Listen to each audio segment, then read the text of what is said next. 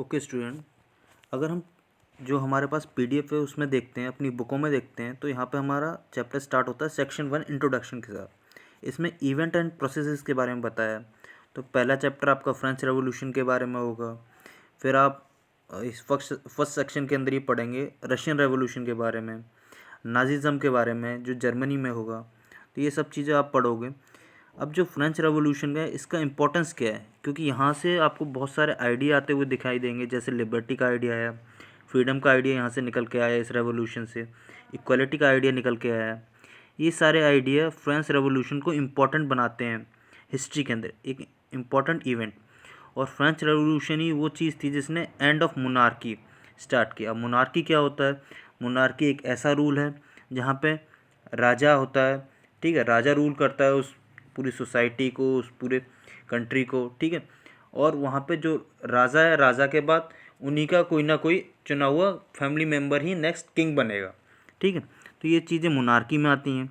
तो ये चीज़ें हटी और फिर कैसे ये पूरे वर्ल्ड में ये सारे जो यहाँ की लेगेसी है, जो यहाँ की इम्पोर्टेंट चीज़ें वो फैलने लगी, ठीक है। फिर हम चैप्टर सेकंड में निकोलस के बारे में पढ़ेंगे, जो ज़ार हैं रशिया में।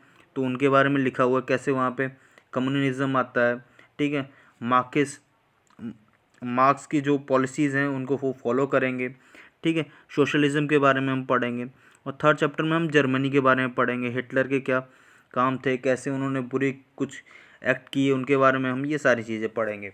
तो अगर हम फर्स्ट चैप्टर अपना स्टार्ट करते हैं तो फर्स्ट चैप्टर में हमें यहाँ पे क्या दिया हुआ, फर्स्ट पेज पे एक इवेंट के बारे में बताया हुआ है जो कब हुआ, 14 जुलाई 1789 में। अब 14 जुलाई 1789 में ऐसा क्या हुआ, वहाँ पे एक फोर्ट था जो कि किंग की क्रूरता को दर्शाता था। वहाँ पे राजा के विरुद्ध जो भी कोई आवाज़ उठाता था या कुछ कहता था, रिवॉल्ट करता था, तो उनको पकड़ के उसमें बंद कर दिया जाता था। वो एक तरीके से प्रिजन था, ठीक है। तो वहाँ पे लोगों को सिचुएशन ऐसी थी कि अब लोगों को खाने के लिए कुछ मिल नहीं रहा है, ठीक है, उनके पास पैसा नहीं है, ये बुरी कंडीशन हो रखी है। तो उन्होंने क्या किया, उन्होंने वो रिवॉल्ट कर रहे थे किंग के अगेंस्ट। तो कहीं से खबर आती है कि कभी भी राजा हमारे ऊपर अपनी सेना को छोड़ देगा हमें पनिश करने के लिए।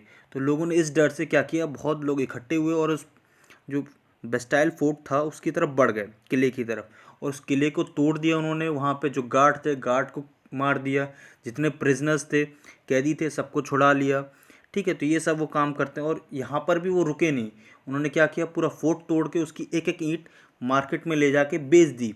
और यहाँ तक कि कुछ लोगों ने उसे एज ए मेमोरी, यादगार की तरह उसे रख लिया, अपने पास परचेज़ कर लिया। तो ये सब इवेंट होता है 14 जुलाई 1789 में। अब ये ऐसा क्यों हुआ, तो इसके लिए हमें थोड़ा सा समझने की ज़रूरत है कि फ्रांस की सोसाइटी उस समय कैसी थी।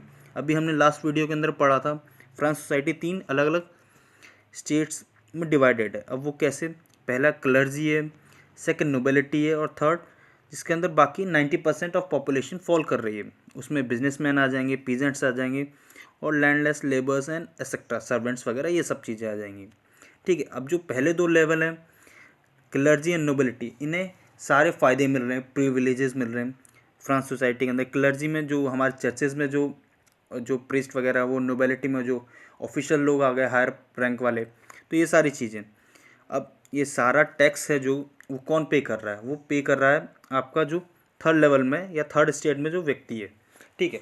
अब इसमें एक तो वो टैक्स पे कर रहे हैं गवर्नमेंट या स्टेट को, और दूसरा टैक्स पे कर रहे हैं ये अपर 2 स्टेट्स को। तो ये इस तरीके से इनके ऊपर बर्डन था। और उस समय फ्रांस ने क्या कर रखा था, फ्रांस अमेरिका की हेल्प कर रहा था इंडिपेंडेंस के अंदर। अमेरिका अपनी इंडिपेंडेंस के लिए फ़ाइट कर रहा था, किससे, ब्रिटेन से। क्यों, ब्रिटेन ने उसको कॉलोनी बना रखा था अपना, तो फ्रांस उसकी हेल्प कर रहा था अमेरिका की। तो अमेरिका के जो भी ट्रेजर थे, वो ट्रेजर धीरे धीरे खाली होने लगे। तो इसकी वजह से बर्डन आने लगा फ्रांस के ऊपर, फ्रांस में फूड ग्रेन्स की कमी हो गई। तो लोगों को ये सारी चीज़ें देखने को मिलती है, ठीक है। तो इसी को हम कहते हैं स्ट्रगल टू सर्वाइव, ठीक है। तो ये सब चीज़ें हमने वहाँ पे देखी। अभी यहाँ तक आप रीड करें, कोई डाउट हो आप पूछ सकते हैं।